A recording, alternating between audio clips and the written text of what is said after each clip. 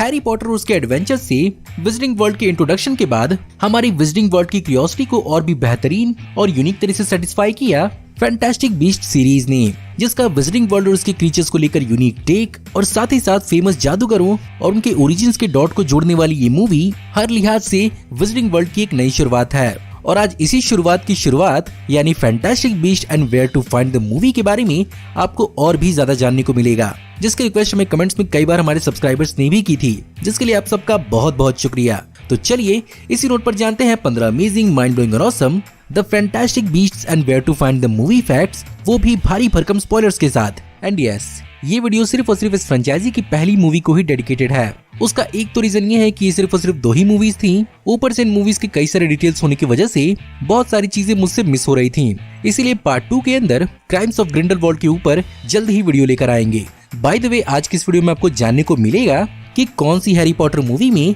AD रेडविन cast नहीं किए जा पाए थे, कौन कौन से एक्टर्स को मौका मिला था अपने खुद के वॉन्ड डिजाइन को चूज करने का, कैसे और कहां पता चला जॉनी डेप की सीक्रेट कास्टिंग, बाकी के एक्टर्स को जानेंगे इस मूवी से जुड़े हुए कुछ प्रैक्टिकल और सीजीआई विजुअल इफेक्ट्स के बारे में, और फाइनली जानेंगे इस मूवी के क्रिटिकल और फाइनेंशियल परफॉर्मेंसेस के बारे में। ये और बहुत कुछ आपका इस वीडियो में इंतजार कर रहे हैं, तो देर किस बात की। हे गाइस, मेरा नाम है पंकज सागर और आपका स्वागत है गेमों को हिंदी के एक और फ्रेश वीडियो में। Now without wasting any more time, let's get started.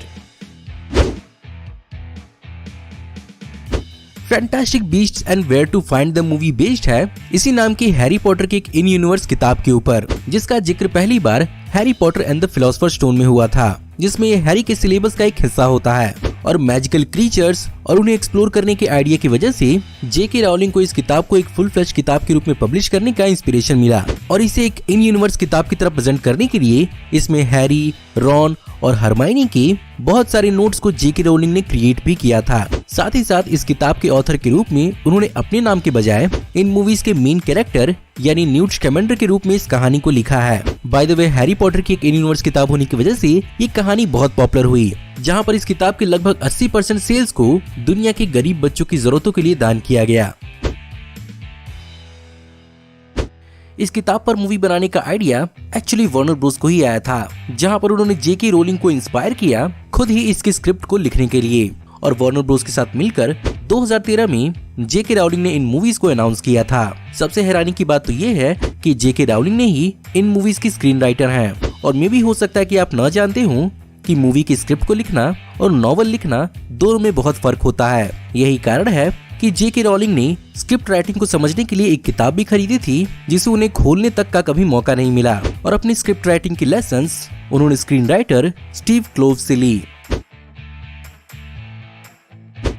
Newt Scamander को प्ले करने वाली एडी रेडविन का विजिटिंग वर्ल्ड से जुड़ने का ये पहला मौका नहीं है, और इससे पहले भी उन्होंने 2002 में Harry Potter and the chamber of secrets में भी टॉम रिडल के कैरेक्टर के लिए ऑडिशन दिया था, लेकिन ये रोल उनके बजाय उस समय क्रिश्चियन कोल्सन को मिला था। साथ ही साथ इस मूवी में भी शायद एडी रेडविन का चांस नहीं बनता अगर वो स्टार वॉर्स की नई सीक्वल ट्रिलॉजी की शुरुआत में काइलो रेन के लिए चुन लिए गए होते, लेकिन वहाँ पर उनका ऑडिशन फेल हुआ और वहाँ पर एडम ड्राइवर को चुना गया, और उसी मूवी से फुर्सत मिलने के चलते उन्हें इस मूवी के अंदर ऑडिशन देने का मौका मिला, और फाइनली वो इस मूवी के लिए इतने ज्यादा खास साबित हुए कि बाकी के एक्टर्स की कास्टिंग में भी उनका एक बहुत बड़ा रोल साबित हुआ, और हर एक्टर को उनके कंपेनियनशिप के हिसाब से ही कास्ट किया जाने लगा। अब भले ही इस मूवी के अंदर एक मैजिकल जू कीपर प्ले करना था, लेकिन एक्चुअली जानवरों और उनके बिहेवियर्स के साथ इंटरैक्ट करने और समझने के लिए एडी रेडविन ने कई सारी जू, सेंचुरीज और एनिमल रिजर्व्स को भी विजिट किया, और साथ ही साथ कई सारे रियल लाइफ एनिमल हैंडलर्स के साथ भी काम किया, और उनसे एनिमल्स के बिहेवियर को समझने के कई सारे टिप्स लिए। इस मूवी के अंदर हमें ये तो पता चला कि न्यूट स्कैमेंडर एक्चुअली एक हॉगवर्ट्स का स्टूडेंट था, पर हमें ये नहीं पता चला कि वो किस हाउस से बिलोंग करता था। लेकिन ऑफ कोर्स फैंस से कोई चीज कहां पर छुपी हुई होती है, और इसका पता भी फैंस ने लगा ही लिया, जहां पर फाइनली न्यूट के ब्लैक और येलो स्कार्फ से ही पता चला कि फाइनली न्यूट हॉगवर्ट के हफलपफ से बिलोंग करता है, जिसमें येलो और ब्लैक का कॉम्बिनेशन दिखाया गया था, जो अपने hard work, dedication, patience, loyalty और फेयर प्ले के लिए जाने जाते हैं। और इसी ग्रुप से हैरी पॉटर मूवीज के अंदर सेड्रिक डिग्री भी बिलोंग करता था। विजिटिंग वर्ल्ड का हिस्सा बनना कोई कम नहीं था कि आपको आपकी स्पेशल छड़ी भी चुनने का मौका दिया जाए। जी हाँ, इस मूवी के लीड एक्टर सचमुच बहुत लकी थे, जहां पर एडी रेडमिन और कैथरीन वॉटरस्टन को अपने बॉन्ड के पर्सनलाइज्ड डिजाइन्स को भी सिलेक्ट करने का मौका मिला था, जहां पर उन्हें प्रोडक्शन ने बहुत सारे ऑप्शन प्रेजेंट किए थे। वो कहावत तो आपने सुनी होगी कि मेहनत कभी जाया नहीं जाती। वेल, ये पूरी तरह से सच नहीं है और कभी कभार आपकी की हुई मेहनत नजर भी नहीं आती। ऐसा ही केस इस मूवी के अंदर न्यूट स्कैमेंडर का रोल प्ले करने वाली एडी रेडमिन के साथ भी हुआ, जहां पर इस मूवी के कई सारे डिलीटेड सीन्स के अंदर एक ऐसा सीन भी था जिसमें एडी रेडमिन शर्टलेस दिखते, और इसी छोटे से पार्ट में अच्छा दिखने के लिए एडी रेडमिन ने जिम में कई दिनों तक मेहनत की थी और प्रोडक्शन के डिसीजन के चलते इसे फाइनल थिएट्रिकल कट में इंक्लूड नहीं किया गया। विजिटिंग वर्ल्ड का हिस्सा बने और आपके अंदर हैरी पॉटर को लेकर एक्साइटमेंट ना हो, ये इमेजिन करना थोड़ा मुश्किल लगता है, लेकिन एक्चुअली ये हकीकत थी कॉलिन फेरेल की, जिन्होंने इस मूवी के अंदर पर्सिवल ग्रेव्स का रोल प्ले किया है, जहां पर उनके क्लेम के हिसाब से उन्होंने इस मूवी को बनाने तक हैरी पॉटर की कोई भी किताब या मूवी नहीं देखी थी और वो विजिटिंग वर्ल्ड से जुड़ा हुआ कुछ भी नहीं जानते थे। फिर भी उन्होंने अपना कैरेक्टर बहुत ही शानदार तरीके से निभाया। उम्मीद करते हैं कि उन्हें कुछ न कुछ अब तो जरूर ही मालूम होगा। अब बात जब पर्सिवल ग्रेव्स की हुई है तो बहुत सारे लोग जिन्होंने मूवी को पहली बार देखा था, उन्हें पर्सिवल ग्रेव्स की सच्चाई गैलेट ग्रिंडलवाल्ड के बारे में जानकर हैरानी तो हुई ही थी, उससे कहीं ज्यादा हैरानी हुई थी कि इसका रोल जॉनी डेप प्ले कर रहे हैं और यहाँ पर ऑडियंस ही नहीं थे जिनके सामने सरप्राइज रखा गया था। एक्चुअली इस मूवी में काम करने वाले बहुत सारे एक्टर्स के सामने भी इस रिवील को थिएटर में ही देखने को मिला। इस मूवी के अंदर जिस सख्त कानून के बारे में मकूसा के मैजिशियंस बात करते हैं, एक्चुअली इसे कहा गया था रेपपोर्ट लॉ, जो जेके रोलिंग की गिवन हिस्ट्री के हिसाब से ये इसकी 15वीं प्रेसिडेंट एमिली रेपपोर्ट के नाम पर है, जहां पर इसे रियल लाइफ अमेरिका में उस जमाने में चल रहे रेशियल सेग्रीगेशन पर मॉडल किया गया था, जिसकी शुरुआत एक्चुअली 1790 में हुई थी। इसके अलावा इस मूवी के अंदर जादूगरों को लेकर नफरत अमेरिका की रियल लाइफ हिस्ट्री यानी 1690 की सेलम विच ट्रायल से लिया गया है, जिसमें अमेरिका ने एक्चुअली मैजिकल कांग्रेस का गठन भी किया था, जिसमें जादूगरों और विच ट्रायल्स को प्रैक्टिस करने वाले लोगों को एग्जीक्यूट किया जाता था, जहां पर इसी चक्कर में 200 लोगों को अक्यूज किया गया था और उनमें से 14 औरतें और 5 मर्दों को मौत की सजा सुनाई गई थी।